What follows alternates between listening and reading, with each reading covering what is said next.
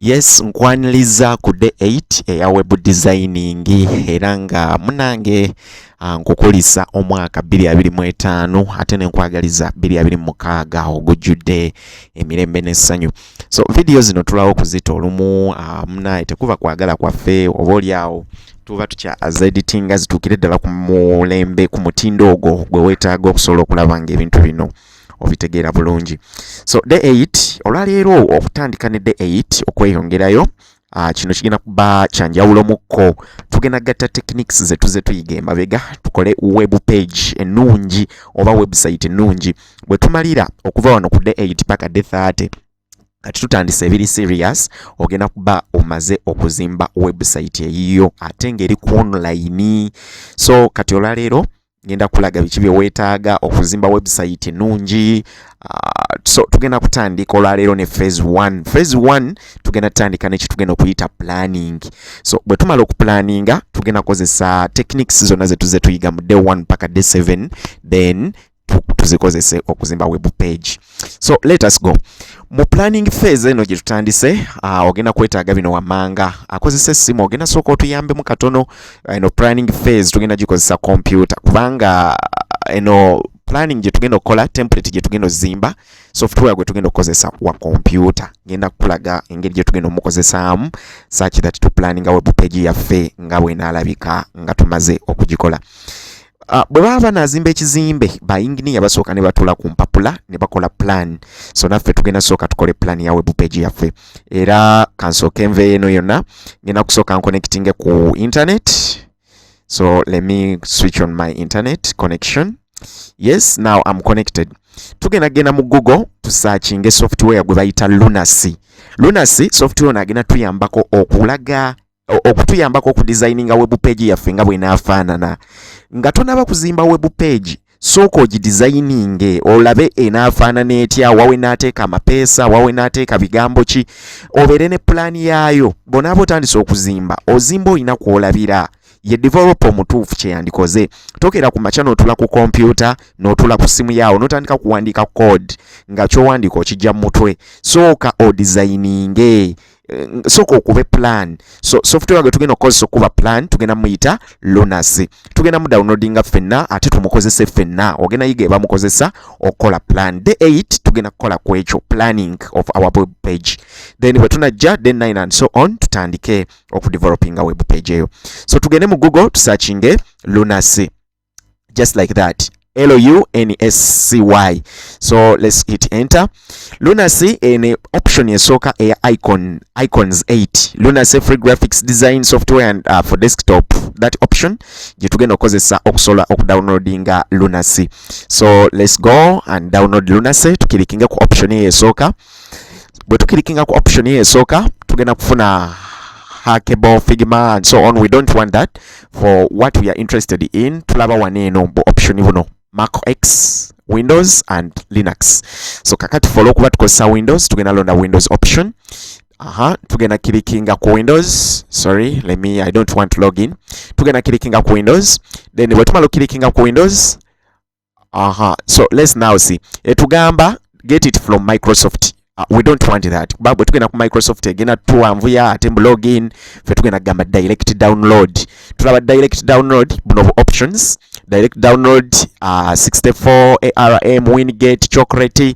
So tugenda kozesa direct download X64. So gye tugenda okukilikingako. Let's click there.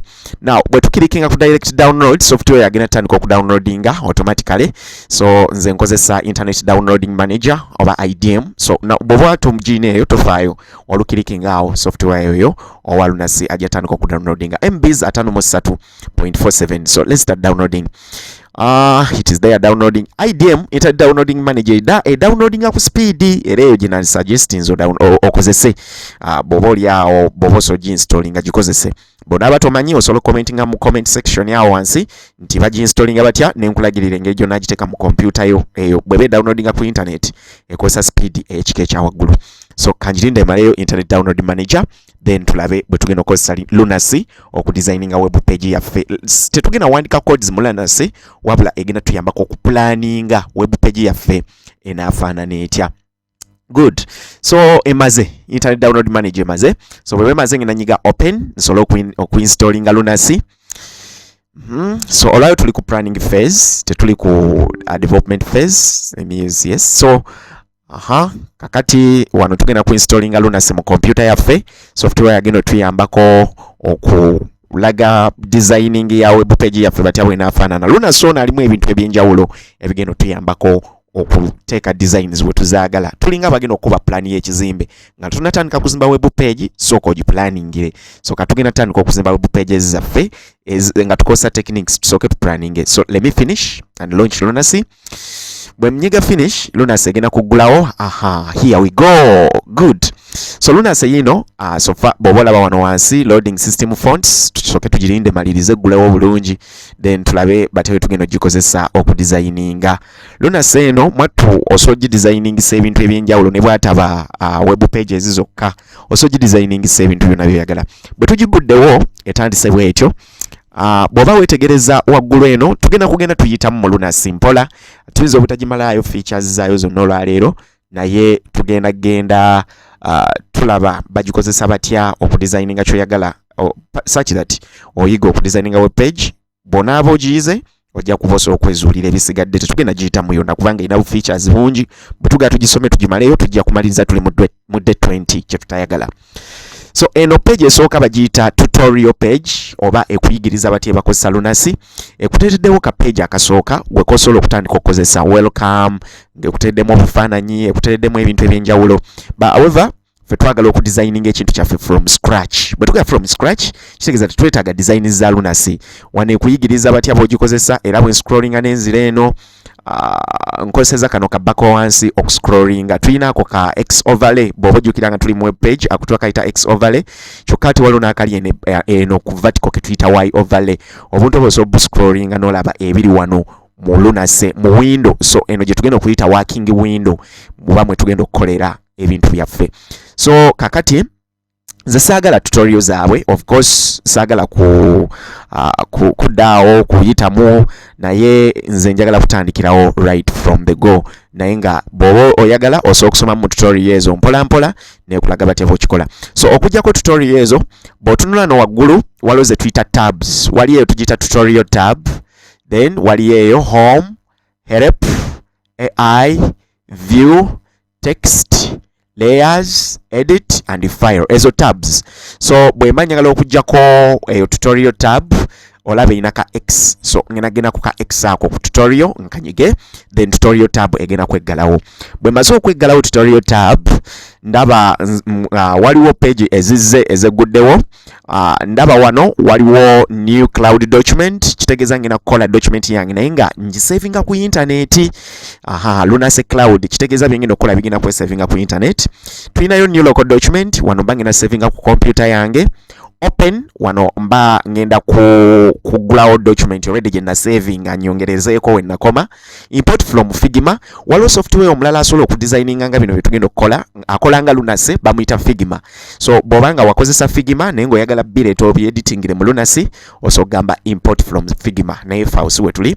Tulinawo tutorial basobola n'otusomesa batya bwe bagikozesa. So for olwaleero tugenda tutandika ne option eno egamba new local document. So tugenda designing a new local document. All right, let's go. So let me first delete all these markups I've added. Tutandike. Ngenda kukilikinga ku new local document. Of course egenda kugulawo kineno. Egenda kunzigulirawo kiki nnyinza okwetaaga wano oba kiki nnyinza okusooka okumanya. Zino ezo waggulu zino twazitegedde tuziyise tabs. Document yange njiraba eriko erinnya untitled. So tujalaba tugikyusa tutya. Sinnagiwa linnya eri untitled. Bwe tutunula eno ebbali eno tulinayo ze tuyita tools ze tugenda okukozesa. Ziri wano ebbali muzo nga tulinamu layers, components, styles, variables, icons, photos, illustrations. So tools ezo zigenda tuyamba nnyo. Then tool eyo na wano tulinawo ze tuyita elements oba actually zino tugenda ziyita elements. Ziri tools, then zino tugenda ziyita elements. Elements bye ebintu bye twagala okuteeka mu page yaffe. Oyagala teekamu bigambo, oyagala teekamu lekitango, kyonna ky'oyagala oteekamu. So tujja kiteekesaamu ezo ze tuyise elements. So tutandike okudesigninga. tugenda kozesa ebyo olwaleero tools ne elements to designing a web page yaffe bw'enaabeera. Web page je tugenda okukola olwaleero tugenda kukola web page eya blog. Kiki tuyita blog? Nandyegombye ku internet eyo ng'olinayo blog. Kasooke nkunnyonnyole ku blog nga sinaba kweyongerayo kutandika ku designinga, such that naawe osalawo web page ki gy'oyagala okuzimba. Yonna gy'onaayagala okuzimba jangu mu Lunase osooke ogidesigning. Naye ffe tugenda ku designinga blog era gye tugenda okuzimba okuva ku day 9 up to day 30. Bwe tunaatuukira ku day about day 28 tujja kuba tulaba blog yaffe giteeka ku internet. Ekyo kitutuuse ku day 30 then tumalirize web designing. Blog wali ogenzeko ku internet n'osoma amawulire. Ekirungi ina internet. Let's go there and see what a blog is. Sokolabe kansooke nzigyawo bino eno. Tugenda kudda mu Lunase. Ngenda genda some ngambe how to build web page. Bwe searchinga mu Google how to build a web page, ngenda kulaba options nyingi ezogera ku how to build a web page. Kati kansooke actually building web page ndoze kikiri jeno kubanga wano bandeetedde zi company ezitusobozesa okuzimba web page. Ne kansooke ngende ku Wix. Kansooke nkose option eno esooka eya Wix njinyigeko. Bwe ngenze ku Wix how to build a web page kyensakinze nenzija ne bandagirira choose a professional template, customize it to your own. So eyo web page gy'ogendako okusoma information oba okubaako by'oyiga gye tuyita blog. Nsolo gamba how to cook rice. Wabaawo eyakiwandiika how to cook rice n'akipublishinga ku internet. Bwe bw'ogendayo kiyige then eyo tuba tugiyita blog. Kati bw'olaba eno Recypting Its eno blog. Blog oteekayo gasobola okuba amawulire, gasobola okuba ekintu ekibaako kye kiyigiriza. Blog eyo esobola okuyamba okukola ssente etya. Tusooke tutunuulire page eno eya Recypting Its. Bw'otunula wano ebbali alinako obulango, kano kalango. This is an advert. Advert na wano wansi what you see here is an advert. Bamusasula company nga Google Ads, company nga Adistera zimusasula okula page eno. Era buli wolaba akalango ne woba tokanyizeemu waliwo kye tuyita CPM. Actually ebyo nja kwongera mbyogereko naye mu maaso eyo engeri gye batusasulamu ku web page zaffe. Naye olwaleero njagala omanye nti bw'ozimba blog osobola okuwandiikako ebyo ebikunyumira ate n'osasulwa. Owandikako ebyo ebikunyumirwa ate n'osasula. Oyinza okumbuuza nti nze akuyigiriza blog oba okuzimba blog nyina eriwa?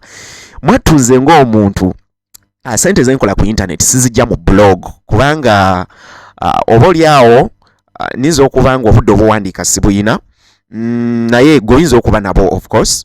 Naye bw'oba neera tobuyina osobola okusasula omuntu n'akuwandiikiranga ku blog yo. Kakati nze munaaye sente ez'oku internet nzijjamu ono software gwe bayita My School. It is a school management system. Software ono namuzimba nga aliko amasomero gajja ne galoginga in oba ne gakola account, then ne gakola report card, ne gateekayo marks z'abayizi, ne gakola ebintu byonna ebyagayambyeko okumanaginga amasomero gaabwe. Omwo mwe nfuna akasente ko ku internet. Tojja kumbuuza nkolayo sente mmeka, of course that is personal issue. Naye obudde buno bw'oba tonnayiga kukola software ng'oyo wandibadde otandika ne blog. Mwattu nange natandika ne blog, era blog gye nasookerako yiino kanjikulage, nagiyita Sunrise Eagle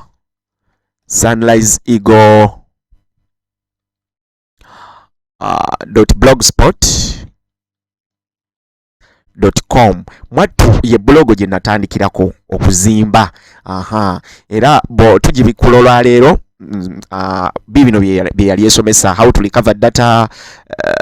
So bye bino oteekayo gwe byowulira byoyagala okusomesaako, abantu ne bajja ne babisoma, osobola okubirako obulango. Ate bwe bayina visits nyingi nga bagikyalira nnyo then osobola okukolerako sente ziwera. Tujja biraba ebyo maaso awo ebirungi ebiri mu blog n'ebitali. Then bonaabo oyagala okuyiga okukola web system ng'eno eyange, kakati bwe mba nyina system ng'eno ate mba sinza kudda mu blog kubanga eno system ate sente zeekola si za blog. Eno ekola sente nyingi nnyo okusinga ku blog. So bonaabo oyagala okuyiga okukola system ng'eno nga yiyo ojja kulaba video series zetugenda okuzaako bagiyita web programming.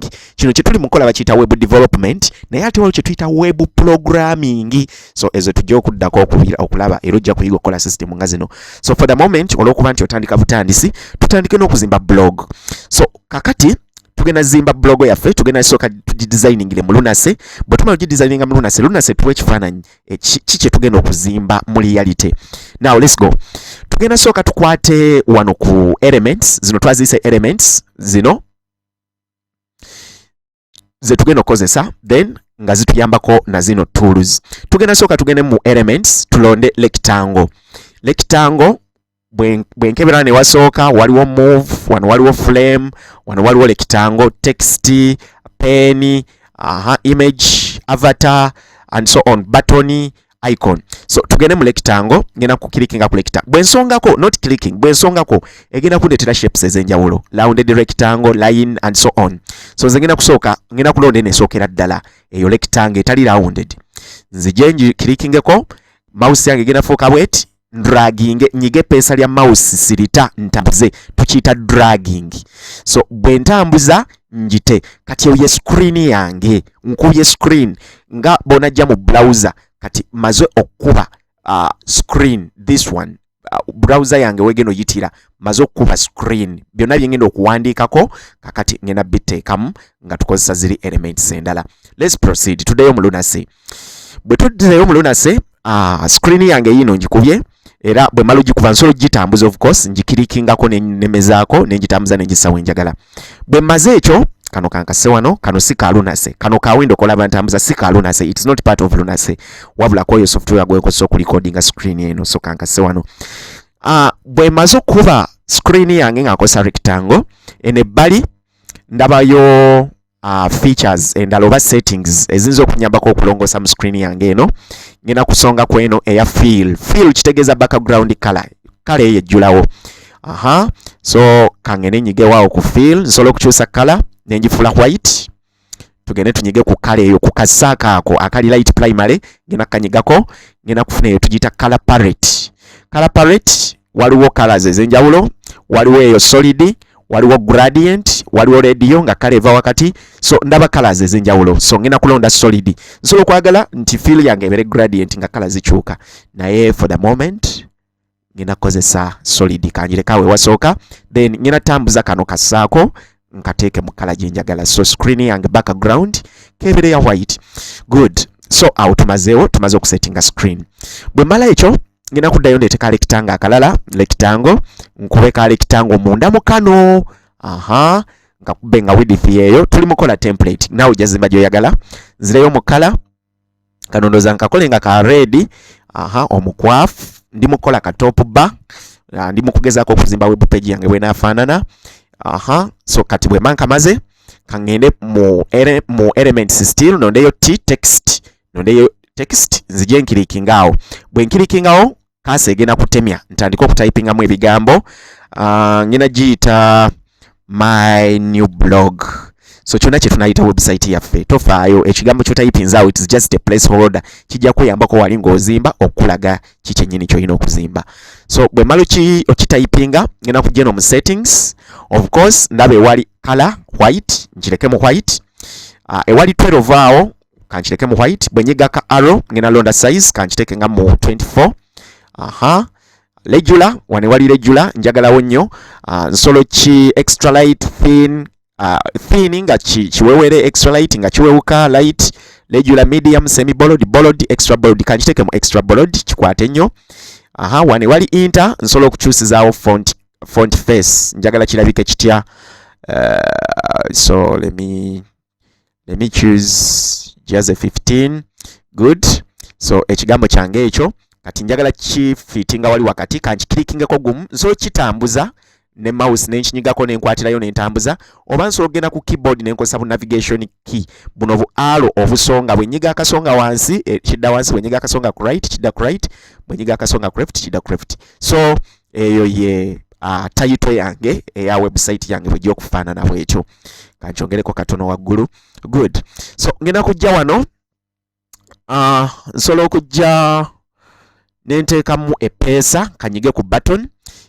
Bwe nyize ku button dizze automatically era oliraba liiryo, sinyize just nkirikinze ku button nenta, naye liiryo litambulira ku mouse, ngenda ditwala wenjagala nkirikingewo. So kanditeeke wano epeesa eryo, bwe nyize bwe nditadde liiryo ngenda kuliwandikako ekigambo login. Tujja kola page yaffe nga waliwo epeesa eriwo login. So epeesa lyaffe eryo still kankyuse kala yaalyo, ngenda kujja wano tukyuse kala. Let's come. Bwe nzija mu properties eno ndaba fill primary waliwo yellow. Let me put it to blue just like that. Selection, actually let's come tulikendezeko ku size. Bwe ndikirikingako eno ku nsonda yalyo ndabayo bu square, ngena dinyigako ndifunzemu bwendi, naye bwe ndifunza olaba litambula width ne height almost bitambula kyekimu, naye nsobola okunyiga ku height bwendi, kasita ka arrow kafuuka effumu lyo waggulu ne wansi tegeeza ndi mu controlling height, kasita kafuuka bwe kati ndi mu controlling width. So tuli controlling mu katono height wise. Bwe likirira ennyo nga saagalawo nga size ennemyo controlling, nsobola okujja eno mu property, olaba waneeno ewali ka window kano awo ewali height ne width we tuzicontrollingira wano. So bwe mba ndi selectinze nga liri active, kamala okusimulawo obo wensonze anyway, bwe mba ndi selectinze nga liri active kandemu ziri deselecting obuntu obwo obuliko height ne width obulaba. Width kitegeeza eri mu 63, height eri mu 17. So okujja nenkirikinga mugumu mu height nentandika okunyola ekipeesa kya mouse nga bwe nyambusa olaba height y'epeesa yaffe bwekula. So kakati awo kikoze. Then eno x kitegeeza diri positioned wa, olaba buli wendinyola ditambula ku x axis, buli wenyola x nsonze mu x nenyola ekipeesa kya mouse, so ne litambula ku x axis. Tusonge mu y tunyole nga litambula ku y axis, so tuliyongereko eri mu x axis lisembere eno. Good. Then awo ndooza tuvuddewo ekyo kimala. Kakati tukke wansi tusooke tuzimbe ne footer nga tutunaba kuteeka bintu mu bode. Kangende nkube kaala ekitanga akalala nga kuba eno wansi footer yaffe eno tugiwe background nga ya black. Good. So that's what we have. Footer yaffe eno tugenda gidividinga mu ebintu bisatu oba tugenda giwandikamu ebigambo biri mu columns 3. Tusooke tujje tukubemu ebigambo text, ngenda kukirikinga mu footer ntandika okutypinga. So let's type welcome. Sorry. There is something I've not done here well. Let's go back to text. Today to selecting a text. Sigenda kirikinga obukirikizi wabula ngena dragginga text yange njikube. Buli wenji dragging means ngena kunyiga pencil ya mouse ndiremezeeko ntambuze. Buli wentambuze olabe ebigambo byewandikamu. So kansooke dragging enjikomye ngaawo. Good. Ebigambo byaffe bisooka muno tugenda teekamu contact us. Good. So tusooke tujje ku x axis, tusooke tukimovingemu text yaffe moving. So kakati awo tugenda kujja tukomewo mu text tutypingemu tell sim 07053938. Actually that's my contact. Ekigambo ekyo tugenda kwetaaga kibeere nga kitono. So let's come tukyayirayitinge tujje ku size tukitekenga ku 14, actually 16. Tell eyo tugifule capital T. So we are designing our template using Lunacy. Then email over, let's say we are located in Masaka. Nchidamu kino kye tuzimba si ya website wabula tuli mu kuzimba plan yaayo template kwe tugenda okulabira oba ekigendo tugayidinga kiki tunazimba. So twayirayitinga ebigambo bino tugende tubijje mu Jaze 13 mu font face tubitekenga mu, let's put it Freeman. Actually let's put it in Freeman. so bwe bateriimu ejja sooke downloading ekitegeeza oba weetaaga ka internet. So tugitadde mu Freeman, that is enough. Tugigezeemu katono, tugigaziemu twetaaga kolomu 3. Eyo kolomu emu tugenda kuddamu tukope ebigambo bino byebimu tubizze wano nene ebbali tubikyuse content alimu naye nga twetaaga okuba nga biri mu columns 3. Ndoza bwe njogera columns 3 okitegeera. Okubiddamu ne tubiduplicatinga ngenda ku keyboard nyige pencil ya alt ndikwatireyo. Mala ku selecting ekyo kye njagala okukopinga kati kiri selected ndabira ku kikino okubaako obubodo oba nkikirikingako gumu nyige alt bwe njinyiga draginge nyige pencil ya mouse ntambuze nga nziza gye njagala kijja kwekubamu copy endala esigalewo wabula kijjemu copy. So yiyo copy tugifunye kakati eno copy ngena gidabo clickinga mutandiko gikyusa. So wano nsobola okuteekawo important links oba links. Let's put links. Then wano nsobola okuteekawo one sign up, login. Then tukendeeze ku size ngena ku highlighting links ezo ziteekenga mu 16. Tusobola okwongerako online help oba support. Good. So tujje tuduplicating twongereyo column endala ey'omufuuta kitegeeza nga kiri selected ngena nyiga alt dragging. Good. So kino tukisembezeemuko wano wakati muno tusobola okuteekamu namwe ebigambo ndabo kirikingemu ngambe nzije nkyuse kino ekyowaggulu. Downloads. So eno just a blueprint a website yaffe watya wenaafaanana. So wano tuteekewo links nga songs, videos, documents. Good. So tukendezeeko ku size, highlight genda ku size teeka mu 16. Good. So kati footer yaffe ewedde. Then tuddeyo mu body. Mu body wano eno tugenda gyetaaga body eyo. First of all tugenda teekawo wano ekifaananyi ekyo tukiyita hello. Ebifaananyi ebyo byolaba nga ogenze ku web page kankulage bwe nzirayo ku my school ekyo ekifaananyi ekyo kyolaba mu header tukiyita hello image. Tukiyita hello just like this.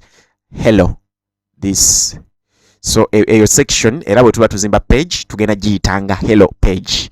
So tugenda kuteeka mu hello image mu page yaffe.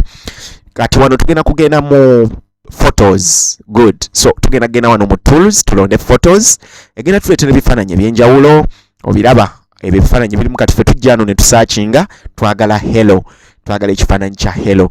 So bwe tusaachinga egenda kuleeta tunyige enter egenda kuleeta ebifaananyi ebiyinza okukola mu hello bwe tumaze okunyiga enter. So bino ebifaananyi eraga tusobola bikozesa nga hello images.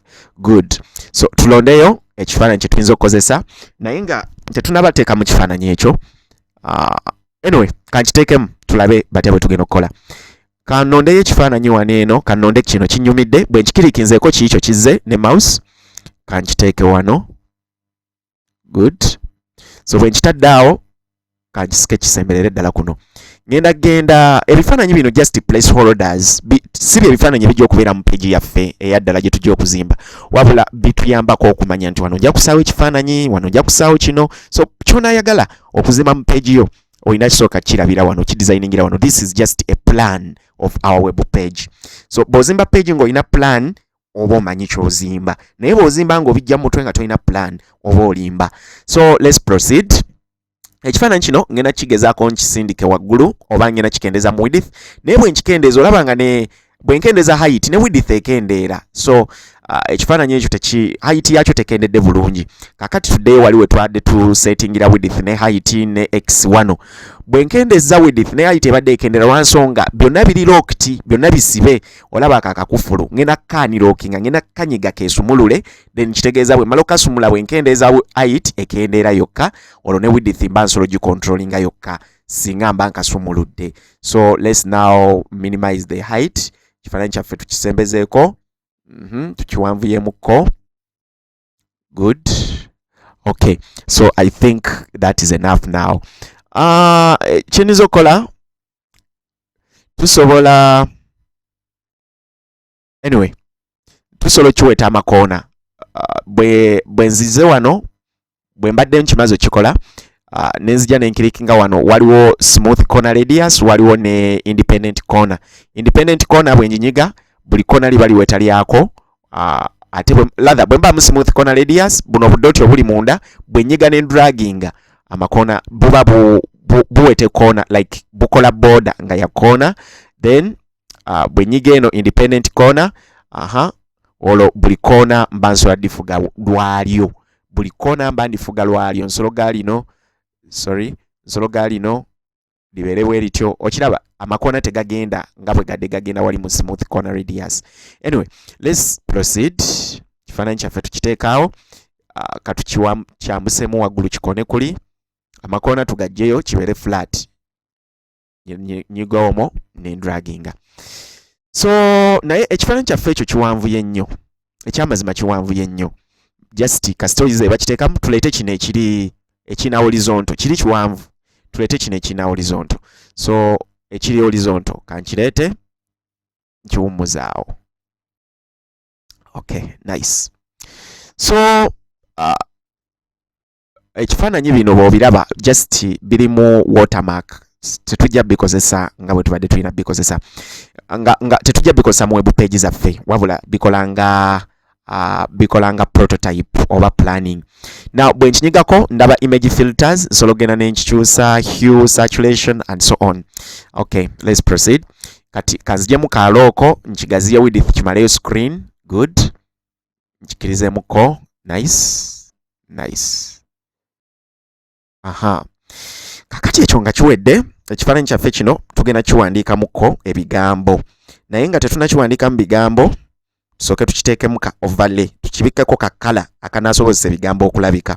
So genda nkubeko ka rectangle ku kifaananyi kungulu kwennyini, nkubeko rectangle eyo wenjikubye yeekwese wansi, kyokka ate nze badde njagaledde waggulu. Ngenda kujja wano ku layers. Bwe nyiga layers egenda kundaga layers zonna ezirimu oba ebintu bye biri mu page yange. Bwe nsonga ku layer ye highlightinga yokka, rectangle eyo gye nsonzeeko yeno eri mu background. Rectangle yiye eri waggulu mu top bar. So layers zezo. Kati eno rectangle gye tuva okukuba ku kifaananyi yiino eri wansi waakyo. Ekifaananyi kino tukiyise giving flowers to celebrate. Nkirabako ka camera ka icon ka camera kye kindaga nti kifaananyi. So ngenda kwata leero eno dragging engisitule njizze waggulu waakyo, kitegeeza egenda kudda kungulu ku kyo. So leero eyo olw'okuba njagala ebeere transparent, njagala ebeere ng'etangaala ng'ekiri emabega nkiraba naye nga tetangaala nnyo nga mulimu kakala akali kungulu ku kifaananyi. Simanyi oba kyentegeeza oyinza okitegeera. Kangezeeko nkubikulire ku page eno olabe. Kankubikulire ku page eno ey'essomero olabe kyentegeeza. Laba ebifaananyi ebiri mu page eno. Linda ekifaananyi kirodinge. Ekifaananyi ekyo kiraba mulimu kakala akakibisse. Ekifaananyi kiri mu background naye waliwo kakala akali kungulu akansobozesa okuwandiika ebigambo ebyo. So eno website ya ssomero nagizimba nga ya ssomero. So kakala ako koolaba akali ku kifaananyi kungulu, ekyo si kyekifaananyi original, tekirabika bwe kityo, kuliko kakala akali kungulu ke tuyita overlay. So kino ekifaananyi eyo page tugiyita hello page. So kakati tugende tukaseeko, ngenda kufuula rectangle yange eno transparent. Ngifuula nti agenda kunyiga no ku background, obedda we tukyusiza background, then ngenda ku dragginga okalaba kano ke kafuga transparency. Ngenda kasitula nkatwale ku side zeno. Olaba buli wenkatwala ekifaananyi kigenda kitangaala. So kankakomye ngaawo such that ekifaananyi kibeera emabega kitangaala. Kitegeeza kagundi kaffe kwekali naye kali transparent. So tugende tuwandiikeko. Ngenda kulonda text nzije dragging ebigambo bijje naye nze si bye njagala. Ngenda gamba welcome to our blog. So ebigambo byaffe ebyo ngenda genda nonde center waneeno such that bidda mu center ya contain ebyo mwebiri, si center y'ekifaananyi tujja laba eyo tujja situla kisitule. Kangende nonye size ntekenga mu 64 egeze nnyo. 36 I think that is enough. So olw'okuba njagala kimaleyo ekigambo blog kidde nga kimalayo ngenda kuwongeza mu width, ngenda sika width kigejje bwe kityo. then color y'ekigambo tukijje mu black, ndoza tugize mu something like color kyenanyumira waawo. Color kyenanyumira waawo. Let's test color kyenanyumira waawo. Color kyenanyumira waawo. Anyway, nizo obutaba nnyo artistic kuteekamu kale enanyuma, naye gwe bonaabo designing eyo ojja londa kale enanyuma. Oba kale eyo ndoza eno overlay gye tutaddemu ndoza yeremeseza. Overlay gye tutaddemu ndoza yekiremese. Kala ya overlay yetakisobozeseza kunyuma bulungi. So kan kikole blue, then ekigambo kyaffe kyo nkifule white. Katulabe eyo overlay. Anyway, colors. Okay, so we don't need to fight with the colors. Let's leave it like that. Kanchi dragging them sembezao. Good. So nga maze ekyo ngina kujja no wansi ntekewo ka menu. Ngina kulonda ka rectangle nzije nkakube nga katonotono just like that. Good. So njagala kabeere ka black. Ngina kujja nkawandikemu ebigambo oba ngina kujja nkawandikemu home. Let me make it white. And let's have our font size reduced to 13. That is perfect. So let me move it. Let me move it and put it just like there. Good. So so far we have that. Ngina ku duplicating. Jukira twage you select it, you press Alt.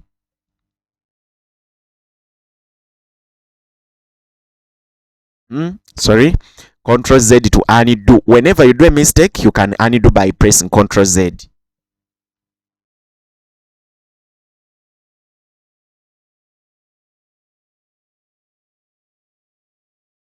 Let me move it just like this. Nsobola okuzoominga page eno bwe ndaba nga obuntu butono sola bu controllinga nkwatirayo control nenyola ekipiira kya mouse. Ekyo kinsobozesa ogizoominga obulungi nensobola okulaba bye controllinga.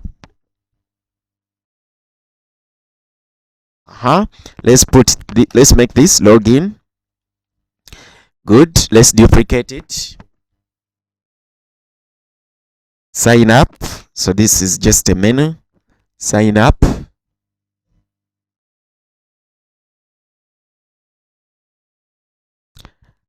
About us. Let's extend about us a little bit this side. Also sign up, let it be extended this side. So we may stop there. Then nsolo kujja wano ku rectangle nenonda line nezija nenkuva mu ka vertical line. Good. Na wano nenonda line still nenkuva ka vertical line kange. Ebintu ebyo nensolo kubyawula. Sorry, Ctrl Z. Whenever you do any mistake, press Ctrl Z. About us, let me extend it there a little bit. Let me choose line again. I draw my vertical line there. Wow. So that's what we have. Let me zoom out. Ngina kunyiga control nyole ekipiira kya mouse nga nkize weeru. So far, that's what we have. So tujje mu main page. Tuli mu kumaliriza day 8. Tuli mu kudesigninga plan ya web page ye tugenda okuzimba. Era we tumaliro designinga tugenda gitandikirawo of course nga tuzimba tulina kye tutunulako. So kanzije nkubeyo ka rectangle akalala wano inatadde line wabadde zi shapes. Ngina kuteekayo wano side bar kaba akebbali nizo kawa background ngeri kankawe white nako naye nkawe border. So ngena kujja mu border nkawadde white of course tekalabika. Se kigendo kawula ku kali border ngena kanyigako kano kankaze wano nzije ku border. Then border color wano wali border color ngina kulonda black. Olaba kati border yiyezeeko ya black. Nsobola okukyusa ne border size from 1 to 3 and so on. So yeyo border yaffe kanka ongeremu wansi. Ndoza kankongeremu ne waggulu. Ndoza leyeyo kangene ngisindikedde wansi such that eno footer ejitulako waggulu nakano ka rectangle kaffe kagitulako waggulu. So tuddeyo mu layers. Layer yaffe yino eri waggulu. So tugidragging edire ddala wansi twagala edde wansi. Good. Eddire ddala wansi. Fine. So muno eno tugiyita side bar. Side bar kyeki? Bwe nzirayo ku blogo yange gye nakola eri gye nakulagiddeko, nagitaddewa blogo yange eriwa. Kangisearchinge wano. Sunrise Eagle. It is sunriseeagle.blogspot.com. Kiki tuyita side bar? Side bar yino eno yewali side bar. This is the side bar, this one. So side bar tusoteeka ebintu ebyamakulu bingi ate wano wakati ne tuteekawo main blogs.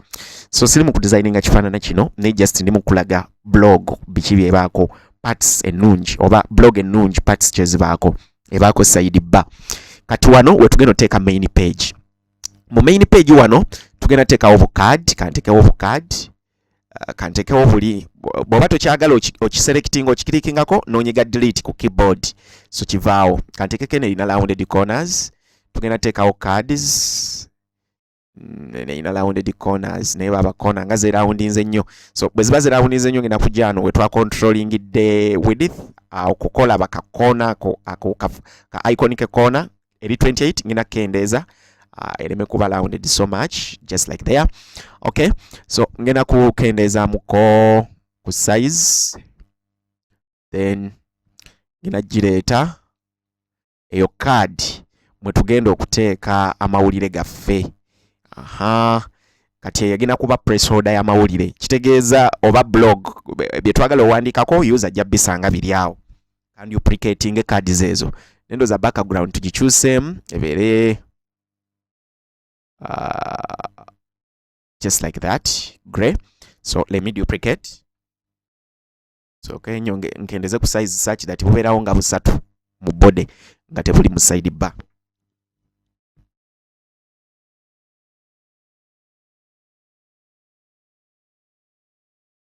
Good.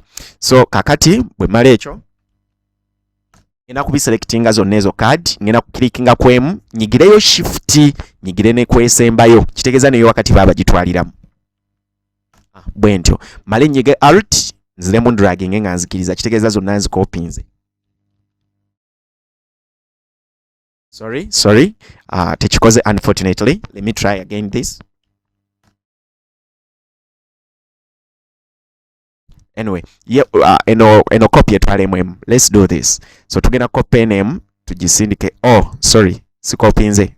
Kitegeeza nyina okunyigirayo alt. Si duplicate nze alt.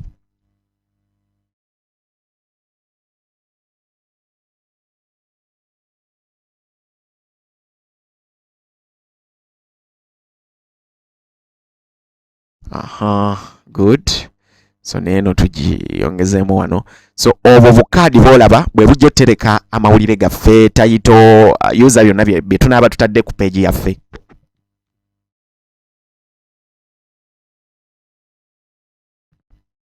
Whenever you do something you don't want, you undo to zoomingemu. Zooming twagambye control n'onyola ekipeesa kya mouse. So ono software bamuyita Lunacy.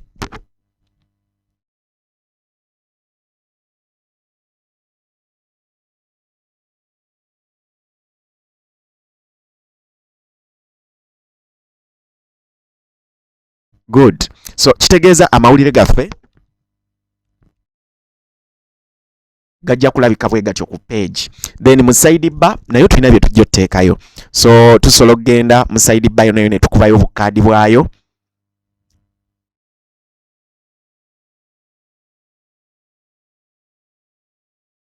Tubukendeezeeko ku width. Width ekendeeremuko. Good. So let's move it a little bit such that tekamalayo side bar tukaduplicating.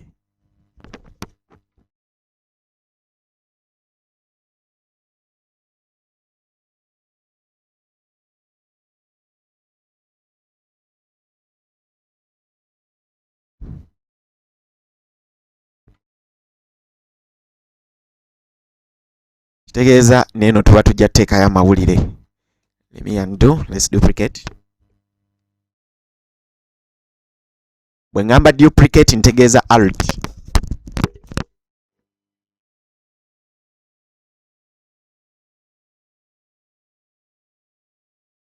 okamuvinga osooka kozesa bu navigation key oba keyboard.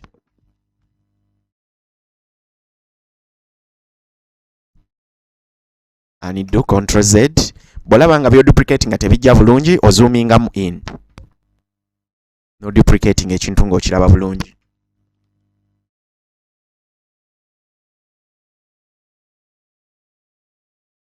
Good.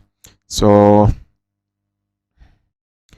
kati wano wansi nsobola oteekawo button epeesa ngina genda wano mu tools mu elements rather nondewo buttons is here. I'm going to choose button zigendi kubaawo, then epeesa lyaffe eryo kamala odikendeza odiwandikako ekigambo load more. Good. So after that let me select it, nzije mu height ndikendezeeko, width ndikendezeeko, nyongere ndikendeze mu height such that it fitting ne width. Okay. Y and X axis, let it be there. Kanzije mu color primary I make it blue. I like blue buttons. That is it. I think that is border. So ditekako ka border nga ka black. I think that is okay. That's how my button looks like. Solo kongera borders nenziweta muko one, you know. Good. So let's zoom out. Yes, so far so good. Tumaze okuzimba template yaffe eya website yaffe bwenalabika. Kakati yesawa tugitereke. Tusobola exportinga ng'ekifaananyi oba PDF. Bw'oba olinawo solo giprintinga n'ogiprintinga, bw'oba ozimba ogirabako. Bw'oba togiprintinze PDF eyo oba ekifaananyi n'okissa ku ssimu. Buli woolaba nga koodi zo buli kyoyagala okuzimba mu koodi ng'otunulako ku ssimu yo ng'okizimba.